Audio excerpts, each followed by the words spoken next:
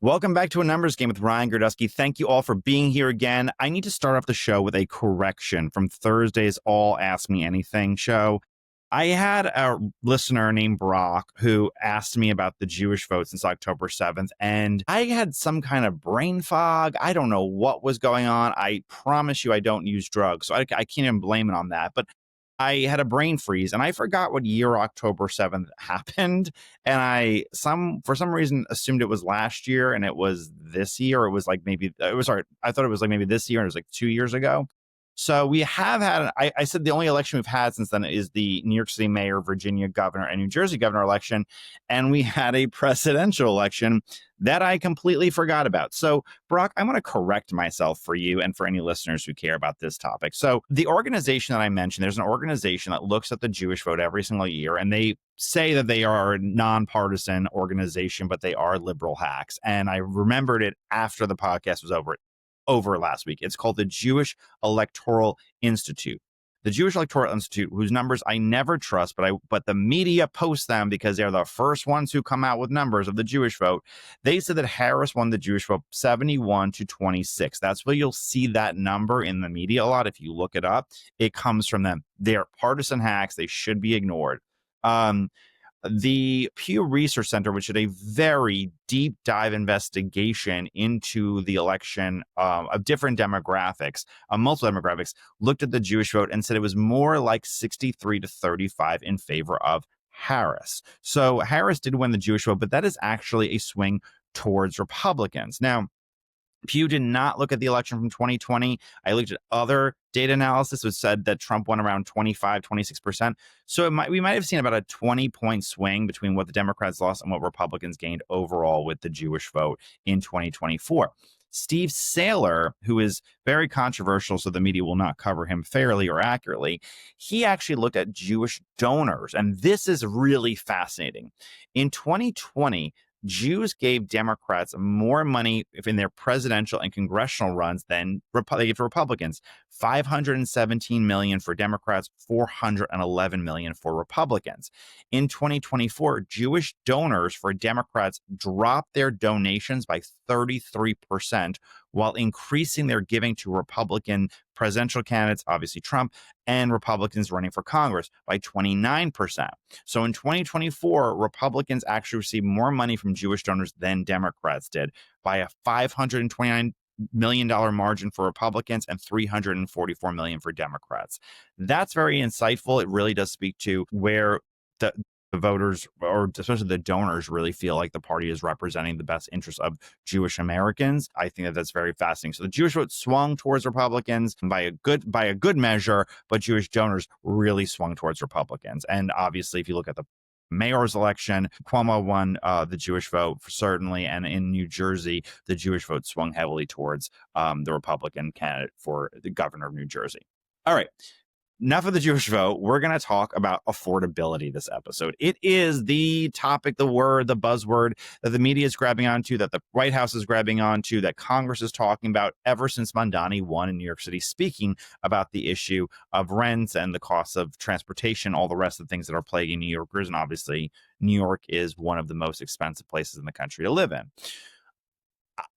There is a real feeling in the country, and I've talked to people of many different income brackets, they work in different sectors of the economy, they are in different age groups, where they have genuine anxiety over the state of the economy, the issue that they feel like they are barely getting by or not getting by or just getting by. Inflation, I think, inflation is down year to year from the height of when Biden was presidency, but prices overall have not fallen because we're not in a deflationary period, right? So just inflation is slowed, but we are in a new normal, whether we like it or not. Our everyday prices, we're not going back to 2020.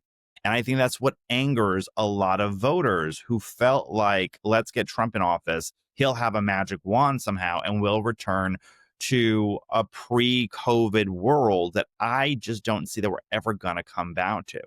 Now, we all know certain things in our everyday lives have gone up, right? Food prices, electric bills, home prices have not budged.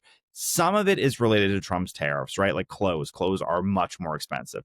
But some of it, and some of it, by the way, like electricity has nothing to do with tariffs, right? Because it's the data centers and other things that are going on. But according to CBS News, it's very unusual which items are seeing the biggest spikes and which ones are decreasing, right?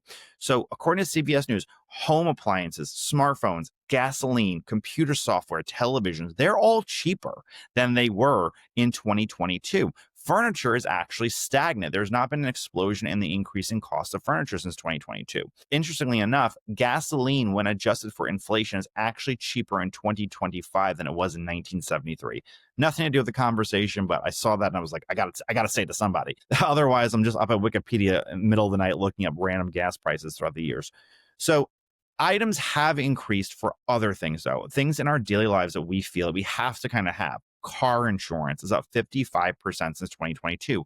Home insurance is up 13%. Medical equipment is up 13%. Dental services are up 18%. Pet food is up 20%. Tools and hardware are up 12%. Airline fees are up 22%. I fly all the time. I trust my feeling this. And overall food is up 18%. Now, that's not every item, but that is, the overall number since 2022.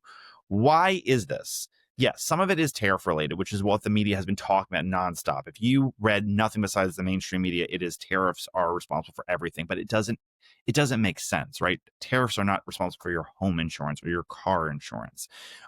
It's an easy out. It's an easy explanation, especially from a media that looks to blame Donald Trump for absolutely everything. Part of it is Trump's fault and Republicans' fault because of a new study I read from MIT, which said 42% of all inflation is related to deficit spending.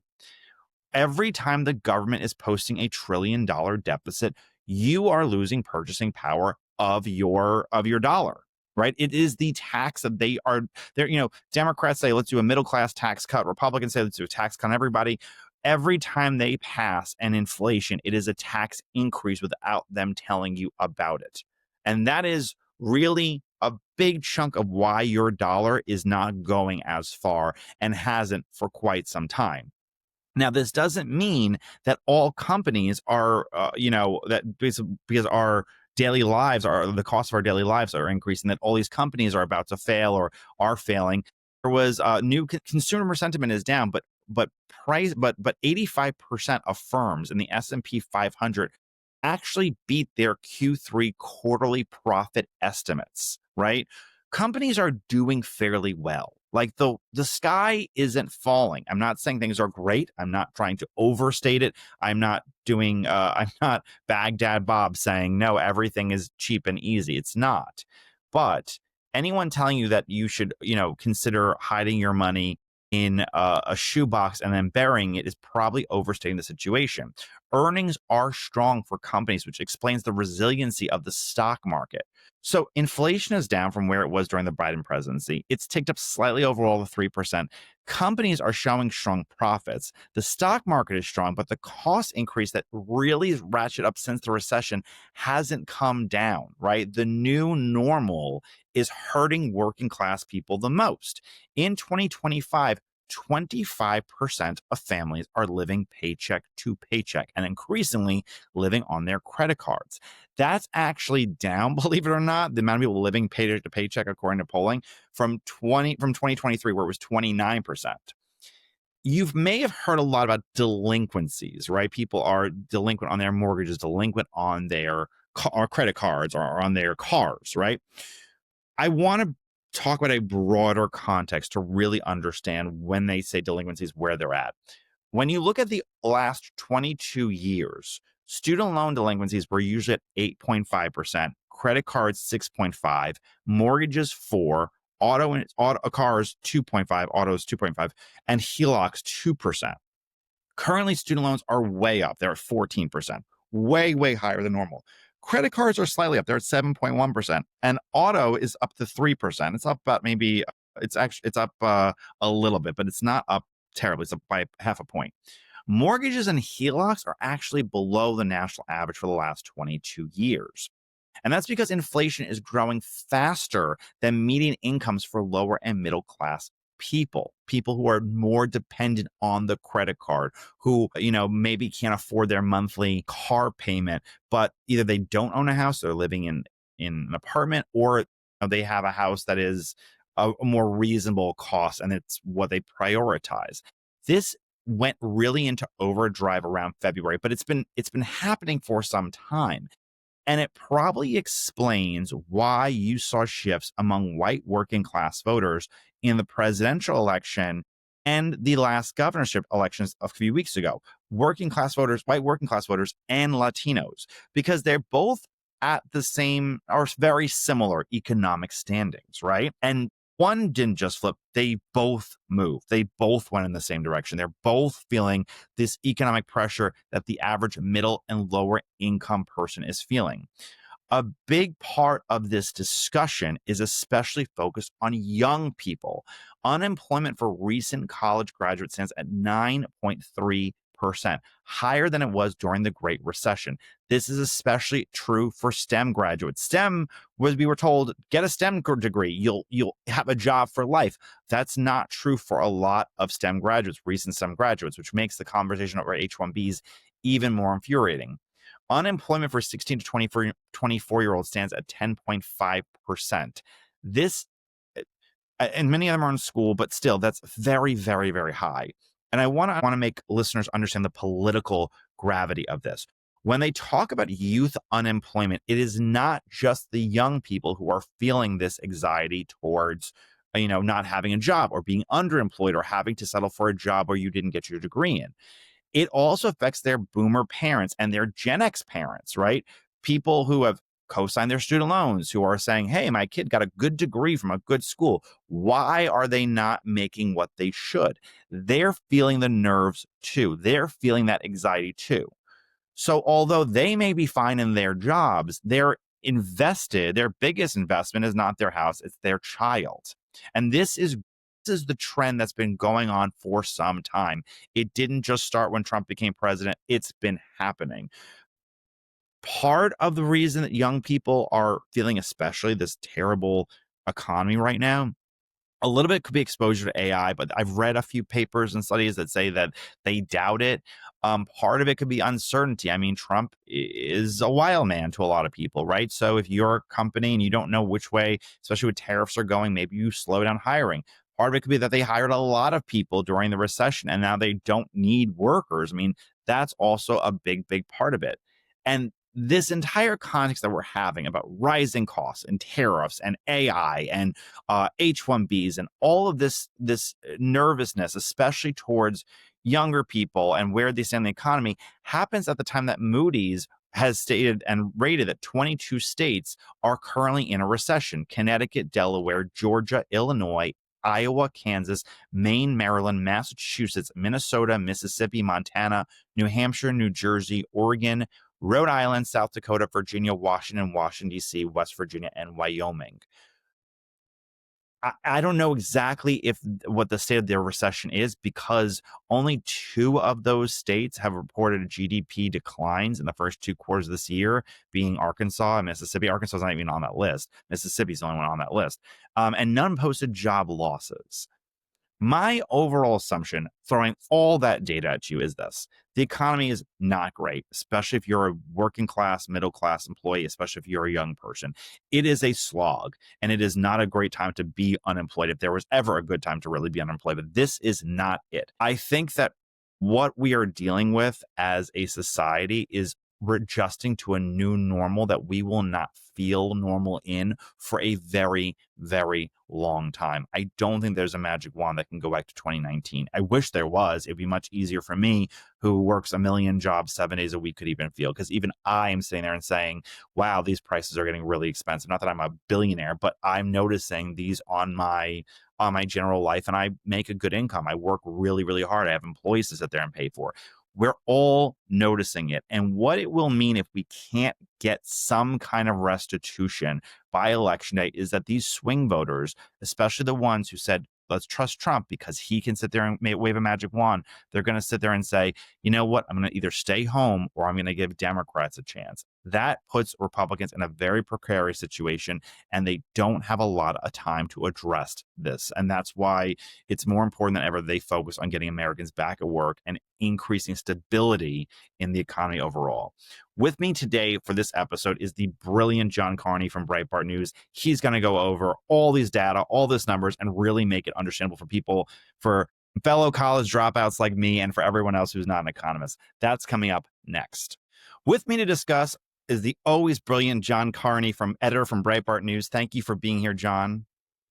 Thanks. Yeah. Thanks for having me. Glad to come on. John, we're having a national conversation around affordability, right? Especially since Mondani won.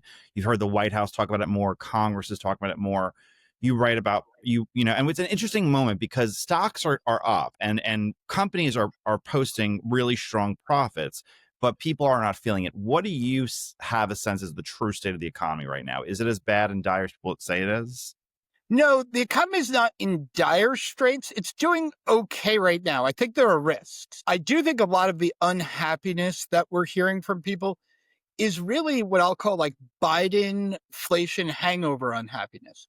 The main complaint is that prices are very high. Inflation is still above where it was for most everybody who's going to watch this lives. Went up to the highest level under Biden in 40 years, but still at around 2.5% to 3%. That's too high.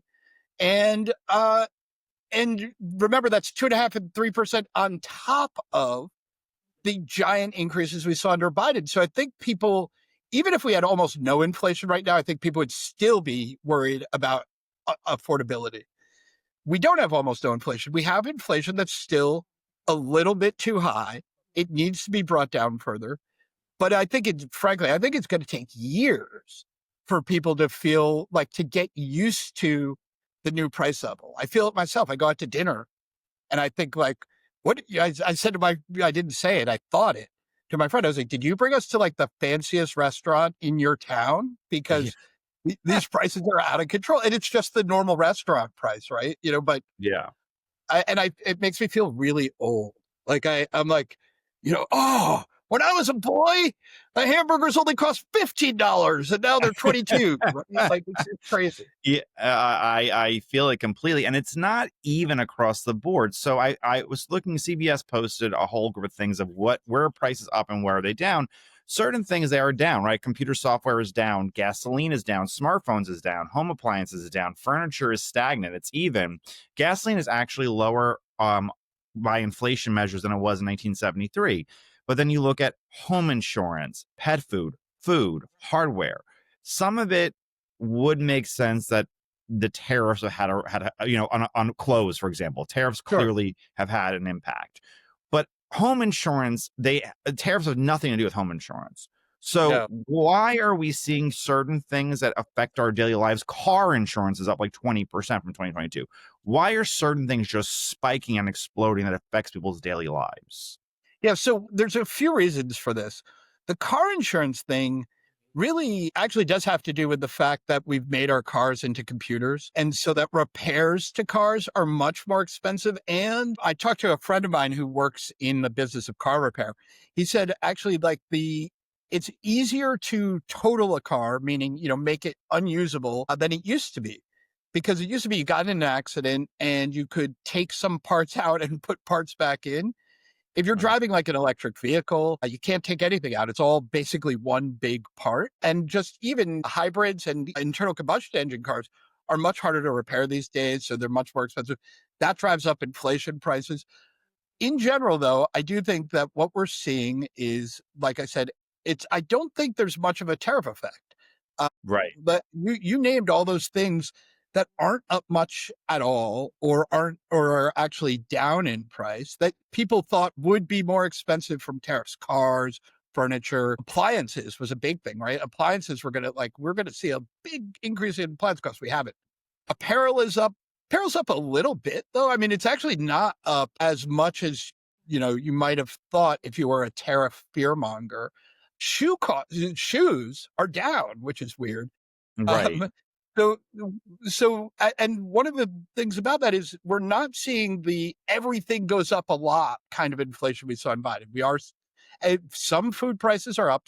Beef is up. Egg prices are down a lot. So what we're Well, they seeing were is, so high. I mean, they were at one right, point like they 10, had to and come they back. couldn't go higher. I mean, how many chickens are dead? I mean, like, Well, yeah, I mean, and also, I mean, it's one of the reasons beef prices, like food, particularly proteins, are substitutable. So if egg prices go up, you eat more bacon in the morning, or you make pancakes or whatever. Meaning you shift away from the super expensive stuff. And the same thing happens with beef. Frankly, people, okay, I'll buy some chicken instead of buying the steak, and so people shift their proteins, prices come down. I know the Trump administration is like lowering tariffs on some foods.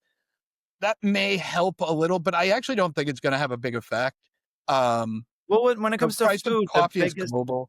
the biggest cost from food is transportation, right? Yes. Transporting food and energy is the biggest cost of food. And something that I have never seen someone write, something I've kind of thought about is as electricity prices have increased, the cost of refrigerating food must be going up because Absolutely. it has to affect everything. Walmart's, the Walmart grocery store or Kroger's or wherever you're buying groceries from, their costs are going up like your houses. So they're passing those costs on to consumers. Am I crazy for thinking that?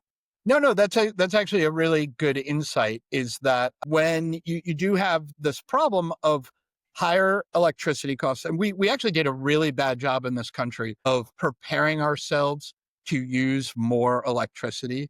Uh-huh. We haven't built enough electricity plants. There's all sorts of reasons for that. A huge part of it is like climate change fears. People were demanding that if you build new electricity plants, that they only be powered by wind or solar somehow, and you can't actually do that. And some climate activists actually oppose all expanded energy because they feel like it's actually a bonus to have energy costs more.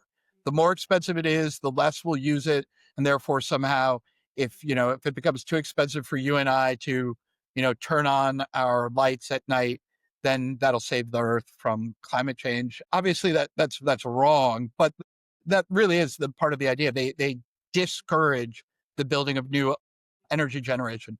I think So, we're past that now. I think we're going to build more electricity, but it's going to take some time. so when you look at the wage growth, right? It's something that we saw in the first Trump administration was very high wage growth among the lower quadrant of Yes. workers, right? Lower percentile of workers.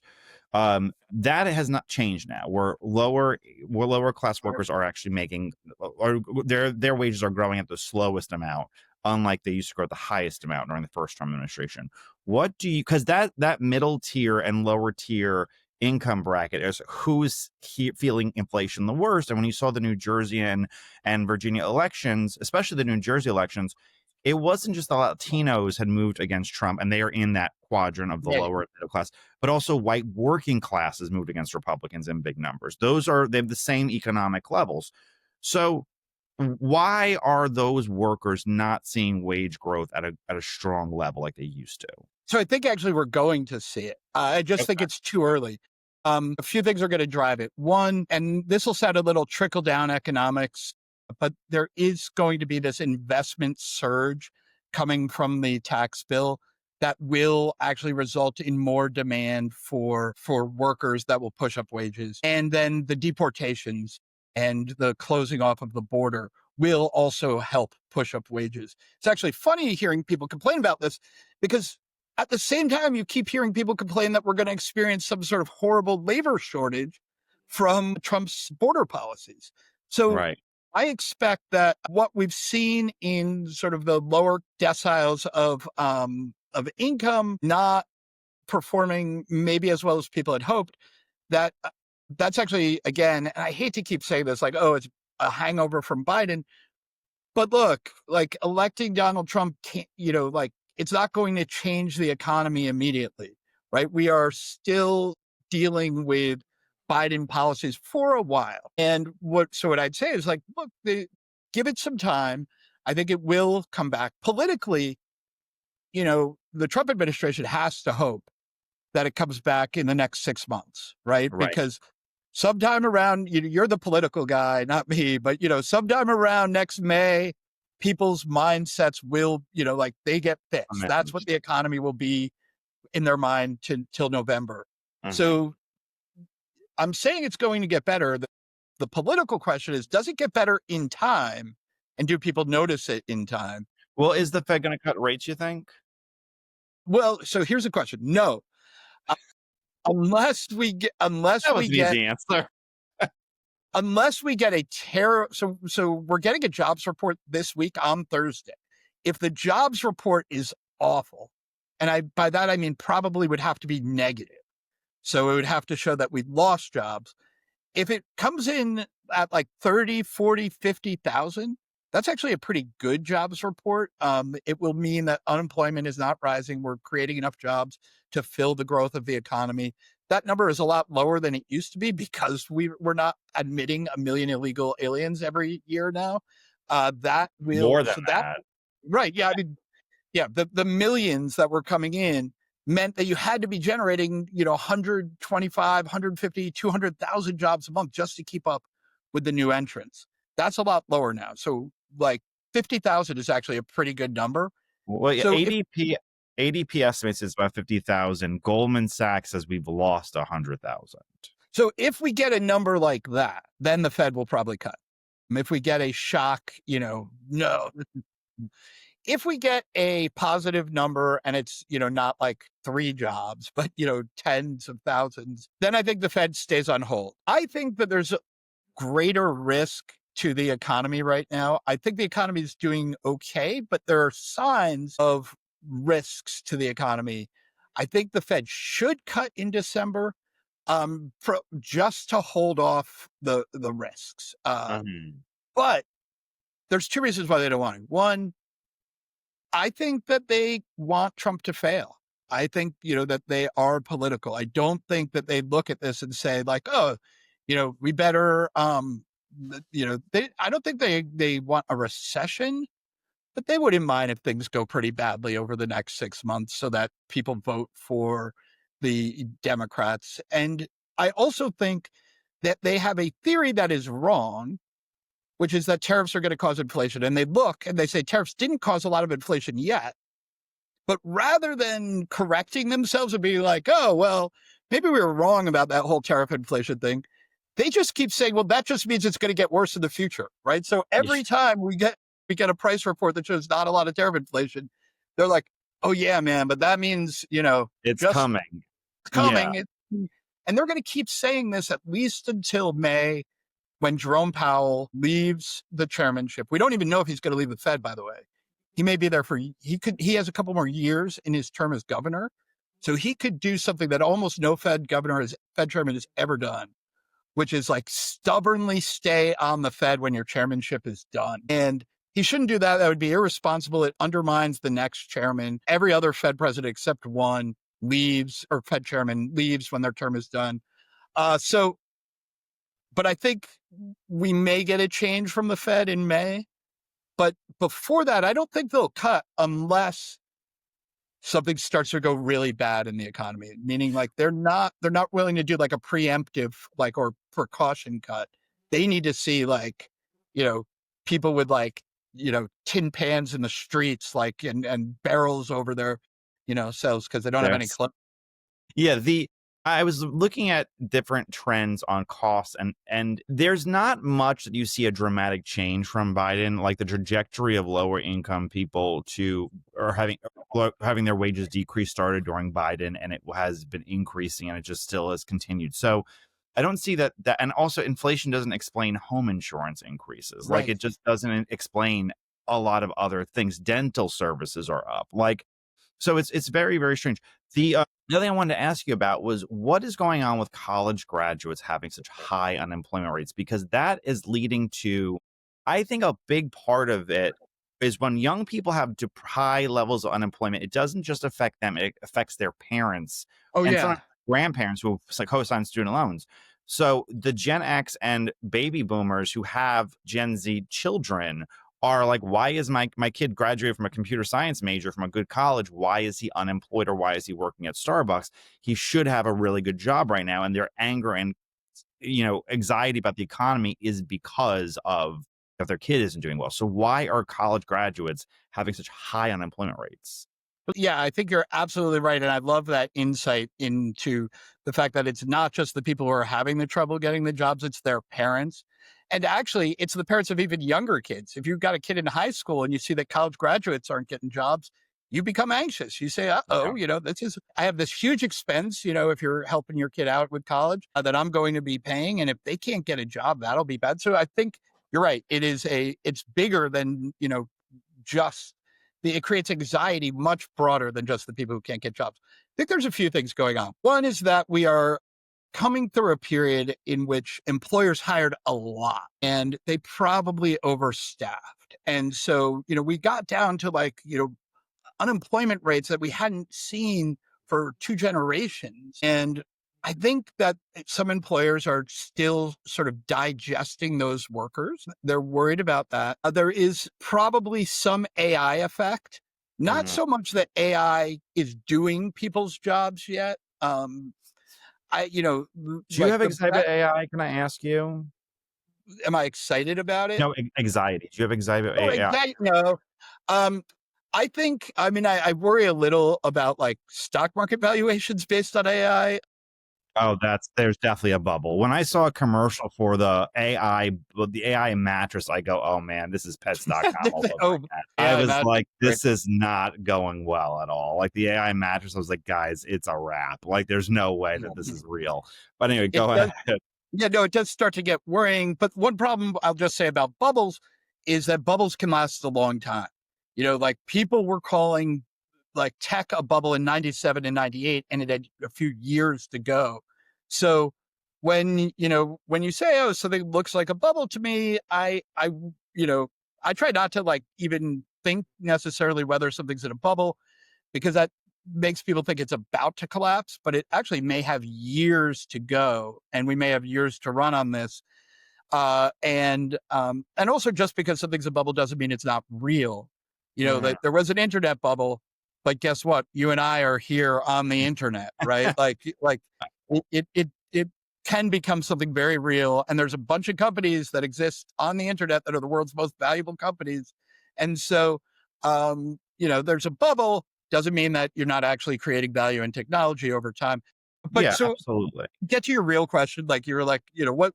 So I think that some employers are probably holding back on hiring young people in part because they want to see maybe I don't need as many people, right? Maybe I can hold back, see what AI can do, what it can't. So there may be a friction there, but I actually don't expect that to last very long. Historically, I'm not one of the like I'm not an employment doomer from AI. And Mhm. I have friends who are, by the way. I have friends who are like, no, you have no idea. We're all going to be unemployed. I go back and forth. I'm like, "Oh, it won't be so bad." I'm like, "It's the worst." So yeah, I'm And having Rokana actually on my podcast next week to talk about this. Yeah. yeah, so I'm not a doomer when it comes to employment. Typically what happens, and again, this is sound like really like overly optimistic, but typically what happens when we have a new technology that displaces workers, we find new work for the people because the people then become a underutilized resource and you can use them. That's so, and history bears that out, by the way, including some recent economic studies. They just gave the Nobel Prize for this that showed that like technological innovation actually doesn't lead to long-term unemployment, which is very different, by the way, from when you outsource jobs to another country. That actually does lead to a permanent lower level of employment that doesn't get fixed. So technology tends to free up resources and outsourcing jobs actually they're often conflated in people's minds. They were like, oh, technology also takes away people's jobs. It's different than outsourcing jobs. Technology doesn't tend to lead to permanently lower employment. Maybe it'll be different this time. It could be. Yeah, I mean, generative AI is different. I think that's why I think there was a real clear thing when Sam Altman said we're going to have a bailout for AI companies, and then immediately, who's the head of AI for the White House? The billionaire, I can't remember his name off the top of my head now. He said there'll be no bailouts for AI companies like the same day, and he's very bullish on AI. So I think it's interesting. I don't think we're at a place yet where everyone's going to get replaced, but I do worry if there is enough unemployment. People's politics, when you get to that level, Yes. switch dramatically, and it's going to elect Mandanis across the country if 20% of our youth cannot get jobs. We need to worry about that. If it gets to that level. The other thing, by the way, is it becomes a problem for the businesses themselves, because you can't only be run by senior people, because Mm, those senior people get old, they retire, they die. And if you're not training the next level of senior people, and like, let's say you need 100 senior people to run your organization, you don't just need 100 junior people, because you don't know which of those 100 are going to be good. You need 1,000 junior people so that you can right. winnow them out and get the senior. And if Yeah. you are not training them, because all their the junior jobs are being done with AI, you are going to run into a business problem in the future. I don't know how that's exactly going to work out, but it is a business problem that businesses are going to have to face. What do you, my last, well, yeah, how much, one last question for my last question. How much do you think of this could also be anxiety? The way that I've noticed the way that the media covers the economy and the economy are two very different things, and always really have been, right? Yeah. I've been waiting for recessions sometimes month. When the Democrats in the White House, it's going to be a recession any day. When the Republicans in the White House, it's going to be a recession any day, depending on what media outlet you look at. How much do you think maybe the slowing down of hiring, especially of young people, could be that of let's see where these tariffs go, let's see what the orange man does, let's see how things shake out before we sit there and start making these, because they're having profits, they're having growth. It's not like our companies are failing left and right, but is it just that the economy is growing, the GDP is growing too? So is it part of it could be, hey, I have anxiety over the way that Trump behaves, and who knows if this is a possible, like, we could make a wrong turn. Yeah, and look, just a few months ago, there were like widespread recession predictions that the tariffs were going to push us into a recession. And I do think that probably caused companies. Remember, companies don't like change their mind every single day. They make year ahead projections. They have plans. They can revise them as time goes on. But if you think about like where we were a year ago, Donald Trump's coming into office. He's promised to put a 20% tariff on everything, which we don't have a 20% tariff on everything, by the way. We have a lower tariff. The average tariff rate is probably around 18%. It might be a little lower right now. So companies were worried. A lot of economists were saying that like it was going to destroy the economy. When he announced the tariffs in April, people were like, people don't jump out of windows anymore because you can't open them, but like they were more or less like that's it, it's over, and it didn't happen. And so I think we may see more hiring actually as companies. The final piece of this I'll say is I think the Fed's monetary policy has been too tight for most of the year, Hmm. that it became clear that inflation was not going up, that tariffs aren't pushing up inflation. There's a new paper out of the San Francisco Federal Reserve that people are talking about a lot that shows that actually tariffs tend to push down inflation, not up. And so I I read think, that one, but it was also because they have job losses, they have less money, so there's less inflation. That was well, their old. well, yeah, all I can say is everybody should read Breitbart Business Digest, because I am going to spend the next several days explaining exactly what this Well, paper I shows. looked for your take on it. And I didn't see it, and I was like, okay, I'll get to it. Like, I'm sure he'll publish about it pretty Yeah, soon. I mean, follow me on X. I'm, at Oh, Carney we'll Share. promote you. I have one last question before we get to the promotion of John Carney, which everyone should read John Carney. But my last question. So there was a paper out, a survey out by Moody's, and it said that 22 states are already in a recession. I looked at their hiring and their GDP. All of the states listed had GDP growth. Only two Right. states have had GDP losses in the last 2 quarters, which was Arkansas and Mississippi, neither of which are on that list. And none of them had job losses. So how are these states in a recession? Yeah. So, I mean, that's part of the thing is like, look, what you define as a recession is in a way very subjective. It's actually defined by a committee up in Cambridge officially. And but that's on a national level. So what do they mean? Like, is there a recession? It could just be something as simple as, has the unemployment rate moved up by 50 basis points? Claudia Mm. Sam, as an economist, said that is one of the best recession indicators. And although she has said more recently, like, it's not a lock that you're in a recession if that happens, she actually uses that as like an alarm bell that the government should start to think about what the government, the Fed should start, and the fiscal authorities should start to figure out what they might need to do to aid the economy if you get a 0.5 point increase within 6 months of, like, so you have a high level, you have, one level of unemployment, and over the course of 6 months you go up a 0.5 point. That's a like quite steep increase. That has historically been a recession indicator. So maybe that's what they mean. What I would say is it's a little weird to have, like, it's like when people say a sector is in a recession, right? Like, I mean, I say it, housing is in a recession, right?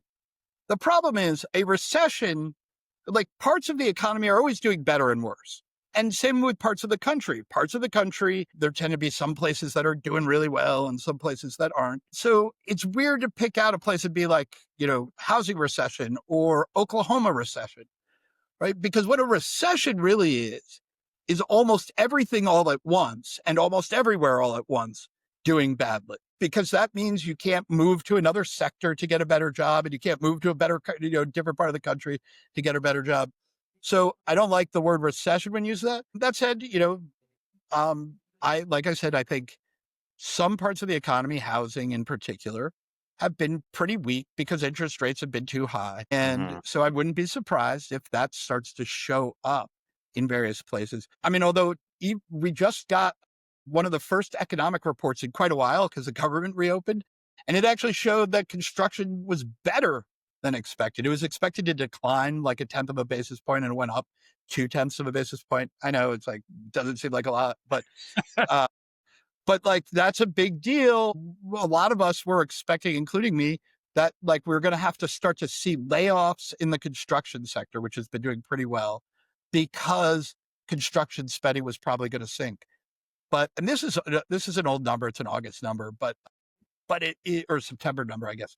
But it shows that construction spending is going up, which is, that's pretty impressive. Yeah. So maybe I was too fearful.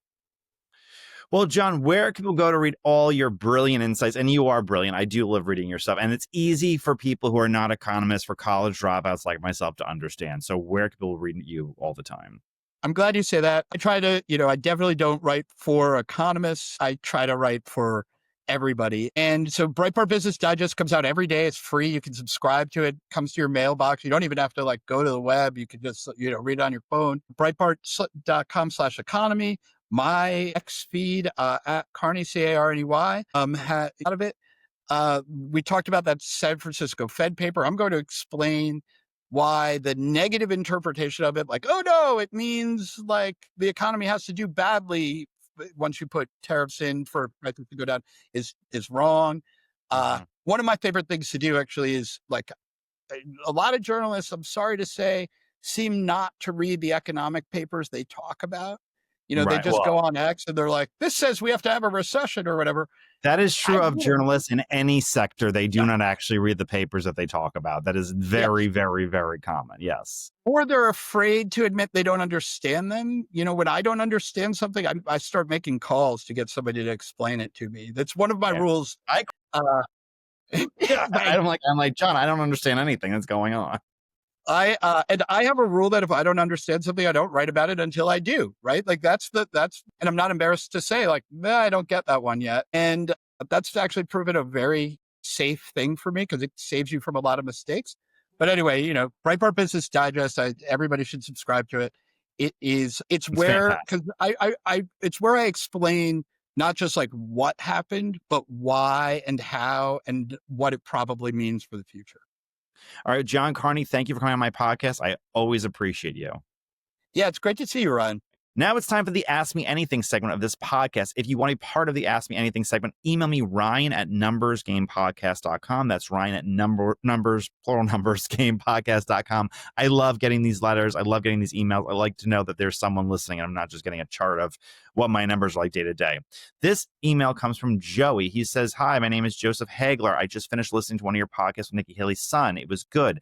I did think it was interesting how so many younger generations look at the boomers and the life they were able to have and resent them for it. I know. And that's what I tried to tell Nailan when I was having the conversation. Was things easier for baby boomers? Yes, in some respects, but it wasn't easier in many others. They grew up in a very turbulent time.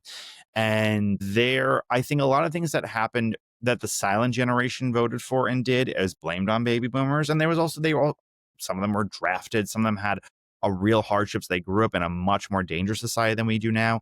It wasn't all sunshine and roses. It wasn't like they all were able to buy, a home that's now worth $10 million for, $5. That didn't really happen. There are some things that definitely boomers could be blamed for as a generation, but it's not, I mean, younger people really have a lot of pent up resentment towards baby boomers for sure. Okay. My question is this: why does nobody talk about the national debt being 30 trillion is leading cause for inflation? Exactly what I said about this podcast, which is basically a tax on everybody. That's what he said. I completely agree with you. That's why I did this podcast episode, Joseph. Why we need multiple people in a home to be working, which means they're not even raising their own kids. So they put the kid in childcare services, which is very expensive. Why the cost of living does not match the livable wage. Joseph, you're 100% right. And we're not talking about it because it's uncomfortable. It is uncomfortable to sit there and say the only real way we are going to sit there and get to a balanced budget and a budget surplus is either we have to grow the economy to unimaginable numbers, which maybe with AI, that's what they're saying AI is going to do. I don't know. I really don't know. We're going to have a conversation on AI next week, and I'm looking forward to that. It could also be, or we have to increase taxes, which not just on the wealthy, it's going to be a tax increase very much across the board, which nobody wants. It's very unpopular. Or we're going to have to touch our entitlements and our military spending. It's going to have to be everything. And the cost of servicing the debt is going to be the largest part of our budget pretty soon. I mean, they've talked about printing $1 trillion coin and just paying off the debt or whatever. I don't know if that's possible. I don't know what else they're going to sit there and do, but they have to get into realistic terms because we are paying for the debt every day. I 100% agree with you. They're not talking about it because, one, it's not sexy for the media. It's much more sexy to talk about other things like, Epstein. But yeah, it's very, very, very important, and it's very uncomfortable, which is why people don't want to do it. Okay. Next and last question. This comes from Christopher. Christopher writes, "Hey, big fan of your podcast. Listen to every episode." Thank you, Christopher. I beyond appreciate you. I have no idea.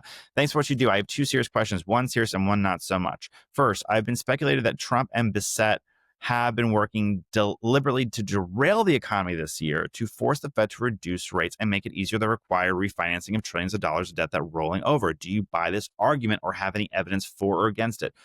Do I have any evidence? No, I don't have any evidence that they're for or against it. I don't think that that's the case, though. My general suspicion is that Trump loves the headlines to sit there and say everything's going great. I do think that he likes tariffs. I just think that he fundamentally thinks tariffs work for his end. And I don't believe that tariffs are responsible for all our cost increase, as I've said in this whole podcast episode. I think Bissett is a very smart man. I don't think that he wants to see the economy fail. I think some things are bigger than the president, and I think that that's part of the problem. And I think compared to Trump term one, I mean, honestly, he's been much more toned down and much more even keel, where it's not like crazy and you don't know what's going to happen day to day. So I don't buy that argument, Chris. So I don't know. I heard it, but I don't buy it. Second, what's the story with the theme music? It sounds like video killed the radio star. Is that correct? That is exactly correct, Chris. I am a big fan of new wave. I'm a big fan of 80s music. I used to go to 80s clubs in New York City back when they were still open. Love it. We did Pyramid Club, and I did all those clubs. I love 80s music. I picked that song as my theme song because video did kill the radio star, and podcasting and new media is killing traditional media. So I thought it was appropriate and very meta, and I'm sure that nobody got it whatsoever. A different listener asked me if it was the Golden Girls theme song, and I was like, no, what are you talking about? So yeah, that's why I picked it. I love 80s music. I love new wave, and and I thought it was a very, highbrow thought process of like, oh, this is what this is going to mean. I'm sure no one got it besides me, but what can I tell you? I think too much sometimes, Chris. Thank you for listening to this podcast, and thank you all for listening to this podcast episode. If you like this podcast, please like and subscribe on the iHeartRadio app, Apple Podcasts, YouTube, where you can get these videos now. I'm so appreciative of my YouTube channel growth. It's been really, really impressive, and I'm very excited to continue to see it grow. And wherever you get your podcast, I will talk to you guys on Thursday.